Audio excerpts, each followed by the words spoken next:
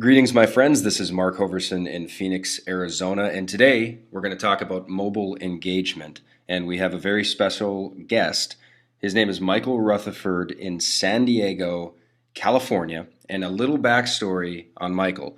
Over the last 3 years, Michael has generated with his team 100,000 separate mobile campaigns. And we're going to go into a little bit about what that means. And he's also, with his team, generated multiple millions in mobile commerce. So we're going to go into his mindset and what he knows that maybe we don't know and should know. And then we also have a fun little game at the end. So buckle up, sit tight, and without further ado, Michael, are you there? Hey, Mark, I'm here. How are you? Glad to be with you. I've never been better. So let's get right into the good stuff. You're a leader in Rippln. We're going to talk about Rippln in a moment, but deeper than that, just tell us, what is mobile engagement? That's a great question.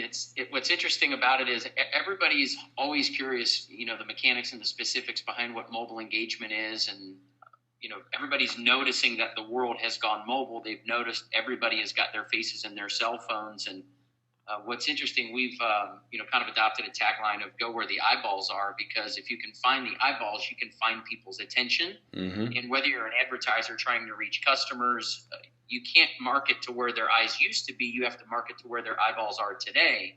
If you're a mom trying to reach your kids, and if there's any moms watching this, I'm sure there are. You've noticed if you want to reach your kids, you've got to reach them on their mobile phone. So mobile engagement is really connecting with people on the one device they have on them absolutely all the time, which is their mobile phone. Yeah, and you sent me an image which I think is pretty telling from the difference in a big social event at 2005, a historic event, versus 2013. What does this picture mean to you? Because you've actually monetized the mobile engagement. Well, what is this, when you see this, how do you observe this picture, and what does it mean to you? It means really a few things. One of the main things is it means the switch or the transformation that's take place on how people perceive the world, how they get news, how they connect with their friends, how they do life has absolutely radically changed. And people in today's world don't spend time on their laptops like they used to. They don't read newspapers like they used to. They don't experience life like they used to. They're taking pictures with their cell phones. They're checking in on Facebook with their cell phones. They are tweeting their friends from their cell phones. They're capturing life's moments with their cell phones. And what's so funny is on the top picture, you see one cell phone that's just 8 years ago. Yeah. And she, which is highlighted. There was the early adopter, like, who's that wild James Bond-like person catching this on a... Think about a cell phone with a camera on it 8 years ago. What a Wild West early adopter. Today, that was probably like a chocolate razor, by the way. But today, look at the bottom photo. Everybody and their brother, I don't care if they're 8 years old or 88 years old, they've got a mobile phone. I like it. So let's get to the second question. And again, everybody, stay tuned because we do have an interesting little game to play. So my next question is, do you think this mobile frenzy of constantly checking our phones, almost to probably addiction levels at some times, but do you think it's just a phase? Is it just a phase? Is it a temporary thing where it's dying down or it's going to fizzle out, or what do you feel? It's interesting to learn when you dive into the deep stuff, the thick stuff. When it comes to mobile, you start peeling back layers, and on the surface, it definitely feels like a fad because of how quickly it's happened. Right. The mobile adoption happens so much faster than the web adoption of people getting on their computers. In other words, when Microsoft and Apple really first came out and people got a computer for the very first time, it took a long time for just the average and ordinary wage earner in the world to have a mobile phone. But the adoption of mobile, or to have a computer, but the adoption of mobile has been so much more rapid. And you've got places around the world where they never got a computer, but they do have a mobile phone. And because of that fact, what we're seeing is the convergence of all other mediums moving onto the mobile phone. And what I mean by that is people are using their phones to do things that they used to do with other devices. I mean, just think about it. If you've got your phone on, you think about there's so many things that we do with our phones today that we used to use another device for. And Yes. what I'm getting to is people get news from their phones where they used to get news from the television or the radio.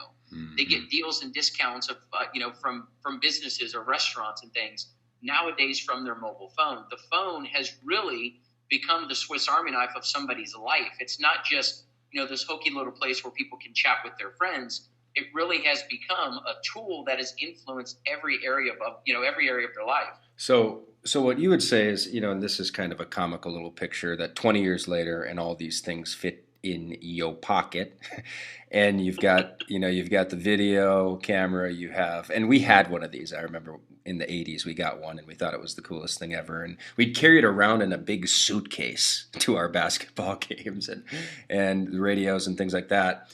And now, so to the question, is this a phase? What's actually happening now is that the mobile phone is literally becoming the Swiss Army knife. It's actually increasing usage, and with apps, more and more things are folding into it. From augmented health devices that you plug in, and you can get diabetes readings, you can do breathalyzer things, you can do blood work. I mean, it's crazy what is happening. Actually, more things are rolling into the cell phone and into the mobile thing than we even thought at the start. So I don't think you think it's a phase, is what I gathered from that. I think it sounds like it's a velocity that's picking up. Yeah, there's no question, and one of the uniquenesses too is when people talk about phases and fads, they're very flighty. They're kind of here today, gone tomorrow. One of the uniquenesses about mobile is so many people's everyday lives, not just aspects of their lives, but everyday aspects of their lives. I mean, many of them, most of their lives have become so integrated into their phone, or their phone has been integrated so much into their lives. You would almost have to alter every hour of your day to not use your mobile phone, because we've become so reflexive and so dependent upon it. It's crazy. I've never seen a device do that in history. Well, it's blowing everybody's minds the deeper you go into this. So you are what I would call a super splasher in the Rippln. You're all over the world. Your Rippln is, waving across to so many different countries, and you are very committed and in love with the vision of Rippln. So my question would be, what do you like best about the ripple effect? And then we're going to throw out a challenge to all our viewers, and I think we're going to have a little bit of fun with it in the comments below. But what do you like best about the ripple effect? Since we kicked this project off and really began the pre-release of the community, one of the most exciting experiences for me, there's really, I guess, two main ones. The first of which being watching us connect the globe on one community, with one conversation, with one change to the way that people see the world. I've watched, just in the first 3 or 4 days of this conversation being spread around the world, I've watched people I'm looking at my screen on another laptop right now. We've got hundreds of people in Ethiopia connected into the Rippln conversation, which started in Dallas, Texas, literally just days ago.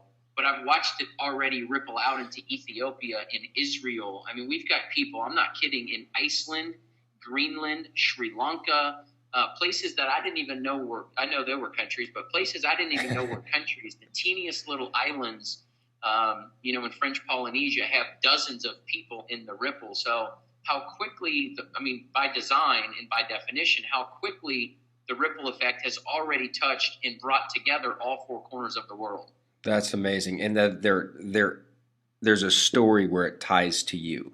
That's what I think, just the gamification of Rippln, the simple game of watching the social connectivity, and the fact that the tech companies, in terms of vision, the tech companies know that your influence is that powerful, Michael, and up until now, they're the only ones who harvest it, right? So Rippln is literally restructuring the way tech companies operate, and I think it's a very exciting conversation. So number one is that you love just the connectivity and watching it grow from a viewer standpoint. What's the second thing you were going to say?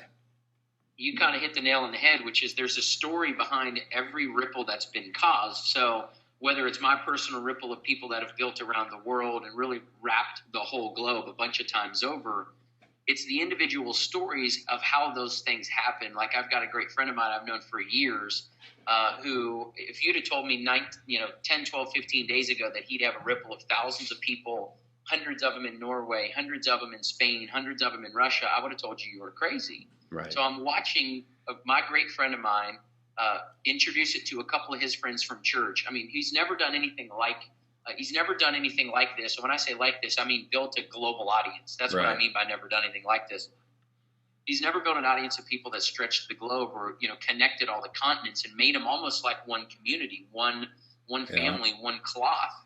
And as you watch these stories unfold, just his ripple alone has spread all over the globe. And every individual new little icon on the map, as it starts, just populating all over the world, every one of those has got not just a story behind it, multiple stories behind it because of how he introduced it to his friends at church. Yeah. And how his friends at church introduced it to his brother, and his brother referred it to his old friend he used to grow up with in the Ukraine, and how he referred it to his buddy he used to play soccer with in Norway. It naturally and organically has grown like that. So that's been fun for me. The stories, I know, I mean, there are thousands. We have hundreds of thousands of people in the Ripple, and the stories are hilarious. Like literally 2 ripples down from me, there's a event promoter who's friends with Scottie Pippen, the NBA All-Star legend, Michael Jordan's teammate Scottie Pippen, and he sends me, I find out he's in my Ripple, and he sends me a picture of him and Scottie Pippen, and it's just so funny because, I grew up watching Scottie Pippen, and, these stories are just colossal. So here's the challenge that we want to end with, everybody. Michael and I want to do a challenge. In the Facebook comments below, we want you to think of 3 devices that you used to use individually, like a flashlight that you used to hold individually, but are now integrated into your phone that you've used in the last 30 days.